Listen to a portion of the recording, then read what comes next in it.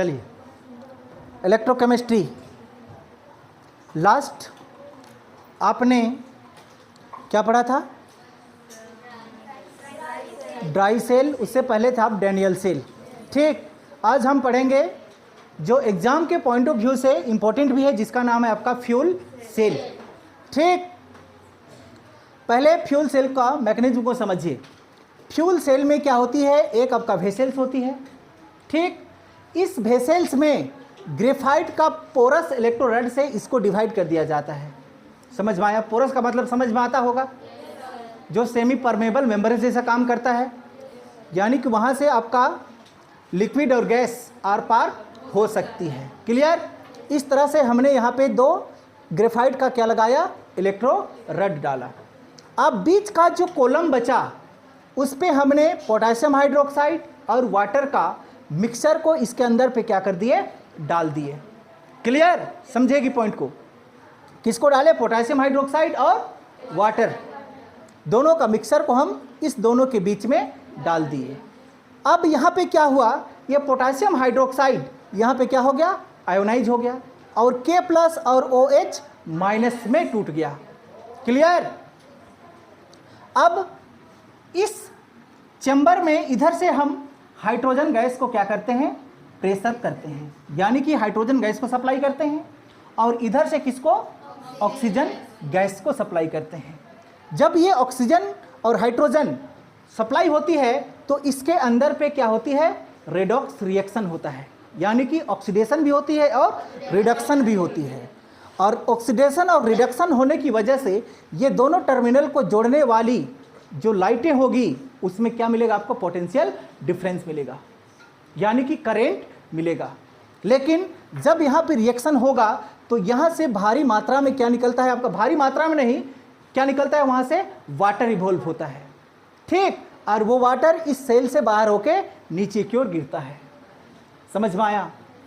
चलिए समझते हैं कि क्या है ये आपका फ्यूल सेल। देखिएगा, ए cell which fuel chemical convert into electrical energy। ये एक ऐसा सेल है जो फ्यूल केमिकल, फ्यूल का मतलब समझ में आता है? ईंधन, ईंधन रसायन को किस में बदल देता है? इलेक्ट्रिक ऊर्जा में बदल देता है। These are used of fuel as H2 and O2। इसमें हम फ्यूल के रूप में किसका प्रयोग करते हैं? हाइड्रोजन और ऑक्सीजन का प्रयोग करते हैं। इतनी सी बात समझ में आया? आगे देखिए क्या लिखा हुआ है? This cell efficiency power is 70%। इस सेल का इफिशियंसी पावर कितना होता है? 70%, यानी कि 100% ये भी नहीं है, सिर्फ इसका इफिशियंसी पावर कितना है? 70% है। जबकि अदर सेल आपने पढ़ा, इलेक्ट्रोकेमिकल सेल, डैनियल सेल, उसका इफिशियंसी केवल 40% ही होता है। इफिशियंसी का मतलब समझ में आ रहा है? दक्षता जिसको कहते हैं हम लोग हिंदी में, दक्षता, इफिशियंसी। दक्षता मतलब समझ में आता है? नहीं समझ में आया? कि दक्षता मतलब क्या समझेंगे? कि आप कितना जानते हैं, यानी कि इंटेलिजेंस है, या आप में कितना कैपेसिटी है, ये समझ लीजिए। तो इस फ्यूल का कैपेसिटी कितना है? 70% है, जबकि अदर फ्यूल का कैपेसिटी कितना होता है? केवल 40% होता है। ये यहाँ पे लिखा हुआ है, आप याद रखेंगे इसका percentage. Efficiency power of fuel cell is 70% और ऑल अदर सेल का कितना? 40%। क्लियर? एक बार फिर से रिपीट करेंगे। फ्यूल सेल फ्यूल केमिकल को किस में कन्वर्ट करता है? इलेक्ट्रिकल एनर्जी में कन्वर्ट करता है। क्या कहलाती है? फ्यूल सेल कहलाती है। फ्यूल के रूप में इस सेल में हम लोग किसको यूज करते हैं? हाइड्रोजन और ऑक्सीजन को यूज किया जाता है। क्लियर?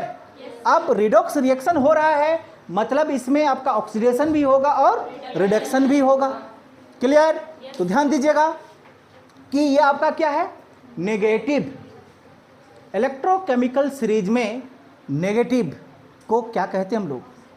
ऑक्सीडेशन कहते हैं या रिडक्शन कहते हैं? ऑक्सीडेशन कहते हैं, यानी कि इसको हम लोग एनोड कहेंगे, और ये होगा आपका ऑक्सीडेशन। ये आपका क्या हो जाएगा? कैथोड, और ये हो जाएगा आपका रिडक्शन। यानी कि ओवरऑल दिखा जाए तो इसमें आपका रिडॉक्स रिएक्शन हो रहा है। क्लियर? चलिए, पहले तो इसमें जो आपका पोटेशियम हाइड्रोक्साइड है वो आयोनाइज हो जाती है, मतलब आयन के रूप में टूट जाता है K+ और OH- में।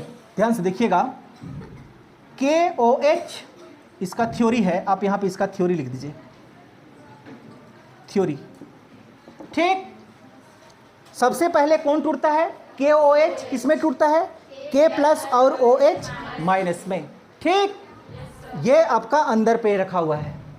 अब ध्यान दीजिएगा इसको, एनोड यानी कि जहां पे आपका ऑक्सीडेशन होगा, टूटा किसमें है? OH में। OH में है। अब इधर से आप क्या प्रेशर कर रहे हैं? H2 है। OH और H2 आपस में क्या करेगा? रिएक्शन करेगा और साथ में 2 इलेक्ट्रॉन्स को क्या करेगा? रिलीज करेगा और क्या बनाएगा? पानी बनाएगा। ये बैलेंस करने के लिए हम 2 डाल दिए हैं। क्या बात समझ में आया? 2 2 जा 4। क्या 4 हाइड्रोजन इधर है? 2 ऑक्सीजन है।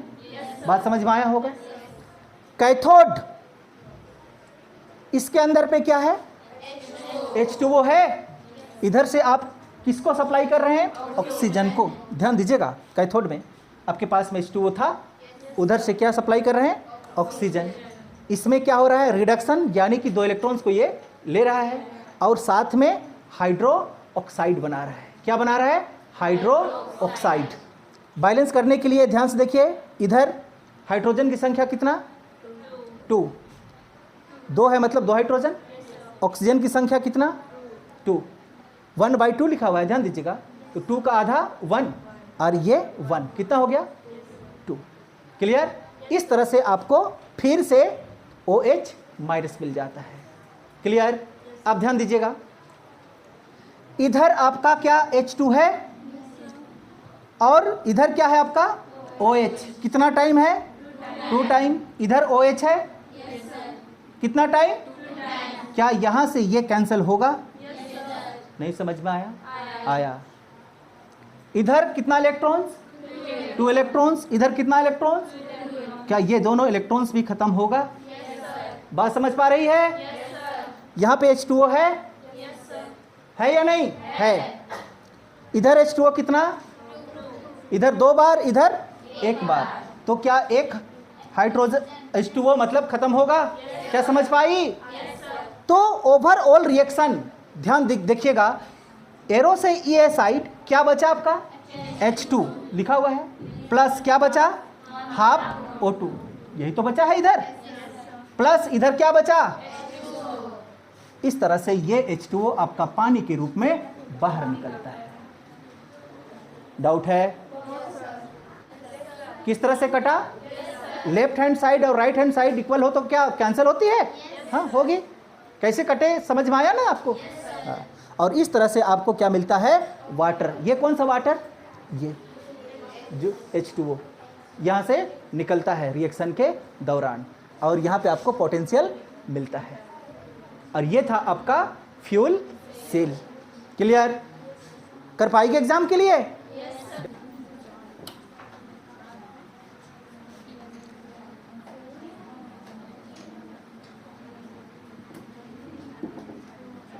क्रोजन, क्रोजन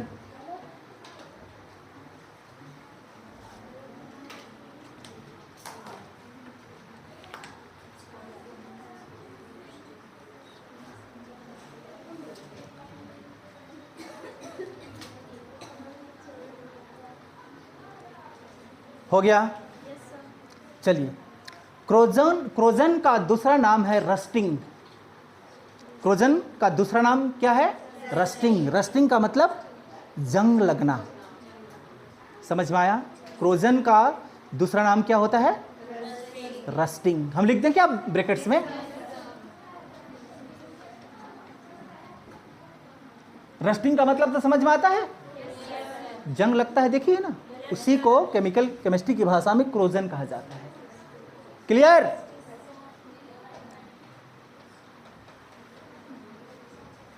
चलिए ध्यान दीजिएगा इसको। Corrosion is also known as rusting. Corrosion को हम लोग रस्टिंग के नाम से भी जानते हैं। क्लियर?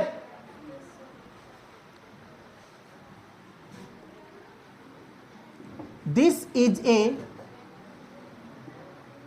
इलेक्ट्रोकेमिकल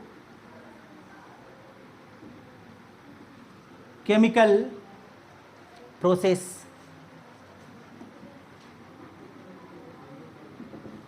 जंग लगना भी कैसा प्रोसेस है? Electrochemical process. इसीलिए तो पढ़ रहे हैं हम लोग। चैप्टर का नाम क्या है? तो जंग लगना भी कैसा प्रोसेस? Electrochemical process. नहीं तो क्या हो सकता था हमको क्रोजन पढ़ने का, जब वो प्रोसेस है इसीलिए पढ़ा जा रहा है। समझ में आया? On iron surface, on iron surface, इसकी वजह से आयरन में यानी कि लोहा के सरफेस पे क्या लगती है? जंग लगना शुरू होती है। समझ में आया?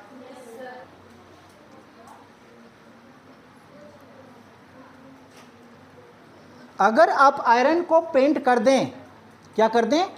पेंट कर दें, तो उसमें जंग नहीं लगती है। क्यों नहीं लगती है? क्योंकि आयरन के सरफेस के ऊपर में आपका पेंट का एक लेयर चढ़ जाता है, ठीक।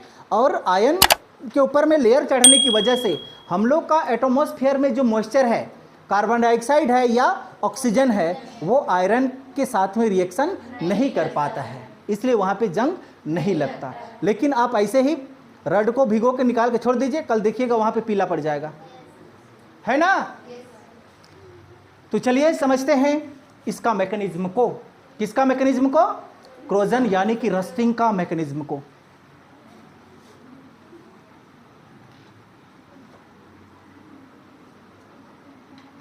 आयरन का रड है। किसका रड है? आयरन का रड, ठीक। ध्यान दीजिएगा इसको। आयरन को क्या कहते हैं हम लोग? Fe कहते हैं। अब जब Fe है तो ये आयन के रूप में टूटेगा, तो किस में टूटेगा? ध्यान दीजिएगा, Fe+2 और साथ में 2 इलेक्ट्रॉन को रिलीज करेगा। क्लियर? इसके ऊपर में कोई वाटर का ड्रॉप पड़ जाए, क्या पड़ जाए? वाटर का ड्रॉप पड़ जाए। पानी का मॉइस्चर है ना वहां पे? नहीं है, मॉइस्चर भी है, आपका ऑक्सीजन भी है, सब कुछ है।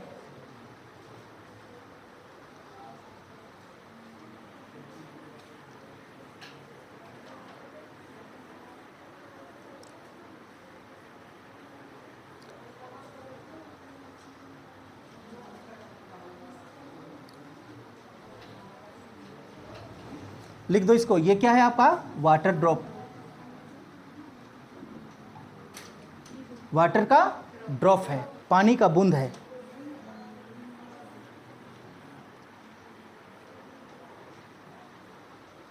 हो गया?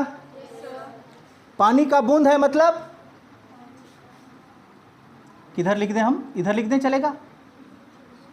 H2O, पानी का बूंद मतलब H2O। साथ में आपका क्या कंटेन है? ऑक्सीजन भी कंटेन है, नहीं? जब अभी जस्ट आपने फ्यूल सेल में पढ़ के रखा कि H2O किसके साथ में रिएक्शन करता हो? ऑक्सीजन के साथ में रिएक्शन करता हो, तो ये क्या बनाता है आपका? OH, hydroxide. पलट का आप देख सकते हैं। बात समझ में आया? अब ये OH जिस स्थान पे पड़ेगा, ध्यान से समझिएगा, जिस स्थान पे पड़ेगा वहां से आपका रस्टिंग स्टार्ट होगा। ये देखिए, मान के चलिए यहां, ठीक। सब जगह की बात में शुरू नहीं होता है, एक पॉइंट से शुरू होगा। वहां पे क्या बन गया आपका? OH। ये OH यहां पे बन गया। चलिए हम यहां पे दिखाने के लिए दिखा देते हैं। यहां पे क्या है? OH। OH क्यों बना पता चला? क्योंकि ये पानी का क्या है? बूंद है, और पानी का बूंद किसके कांटेक्ट में है? ऑक्सीजन के कांटेक्ट में है। तो वाटर और ऑक्सीजन मिलकर क्या बनाया? हाइड्रो ऑक्साइड बनाया। यही जगह। क्या बात समझ में आया? अब इस पॉइंट पे ये जो आपका आयरन का रड था वो प्योर हो गया कि इम्प्योर हो गया? इम्प्योर, क्योंकि यहाँ पे आपका क्या आ गया? OH आया। OH आने के बाद ये रड आपका क्या हो गया? इम्प्योर, जबकि इधर रड आपका क्या है? प्योर है। समझेगी बात को?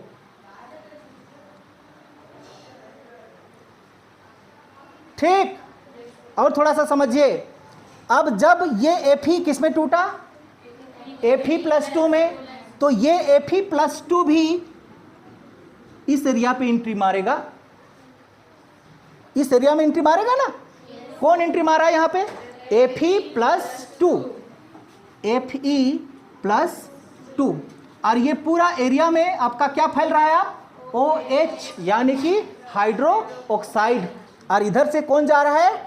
Fe। क्या जा रहा है? मतलब कहीं ना कहीं ये दोनों आप इस पानी में मिलने वाले हैं। तो बोलो कौन कौन मिलेगा? Fe+OH।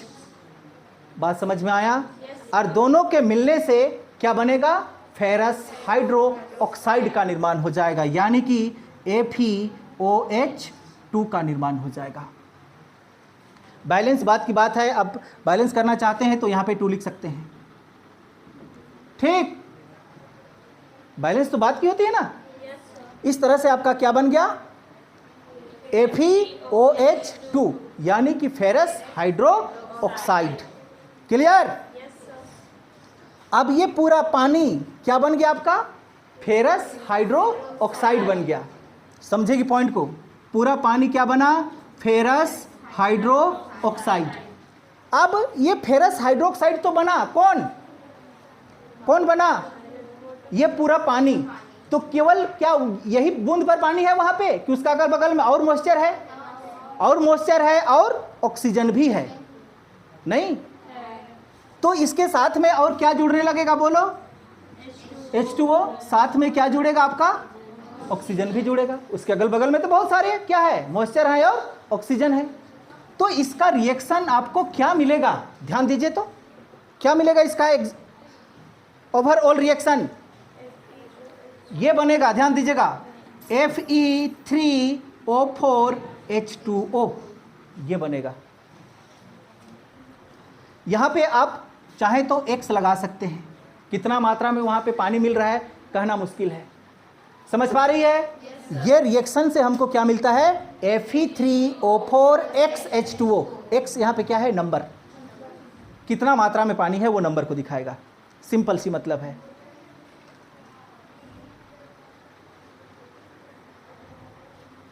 क्लियर? तो इस केस में जो आपका ये प्योर दिखाई दे रहा है इधर, ये प्योर आपका क्या काम करेगा? एनोड का काम करेगा। क्या काम करेगा? एनोड। ये क्या काम करेगा आपका? एनोड का। और ये जहां जो इम्प्योर है वो क्या काम करेगा? कैथोड। ध्यान से समझेगी।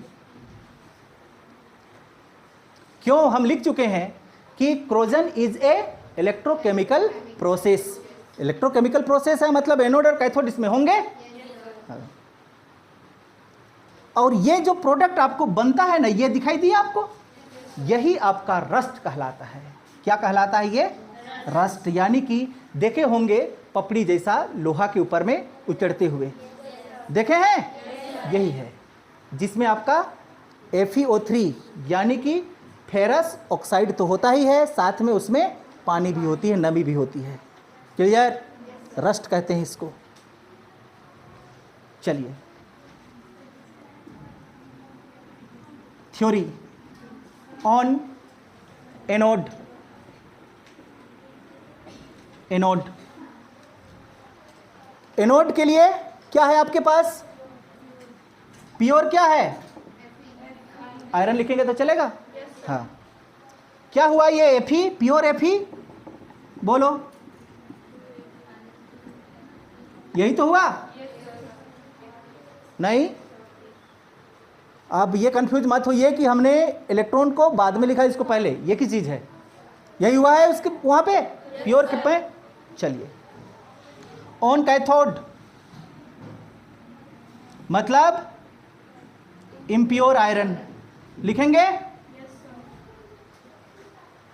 इम्प्योर आयरन में क्या हुआ है? जल्दी बोलिए। H2O दिखाई देता है, प्लस O2 नहीं, और साथ में इलेक्ट्रॉन, इलेक्ट्रॉन तो होगा ही होगा ना, ये 2 इलेक्ट्रॉन क्या बनाया था, OH माइनस। बैलेंस करना है तो कर दीजिए, यहां पे क्या डालेंगे 1/2, यहां पे 2।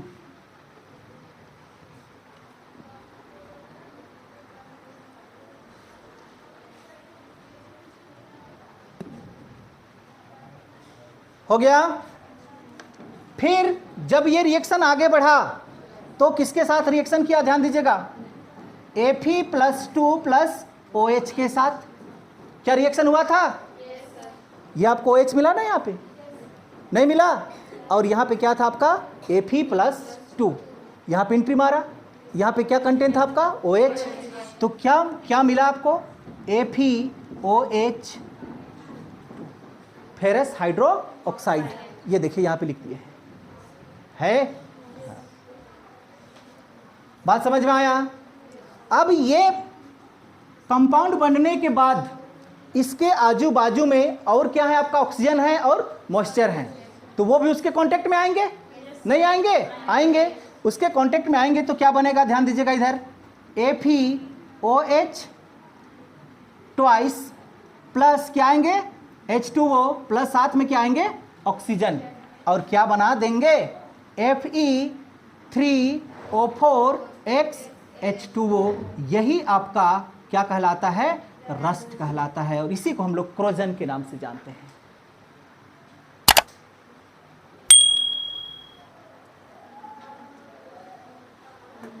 तो चलिए केमिस्ट्री को भी आज के लिए यहीं पे खत्म करते हैं, ठीक।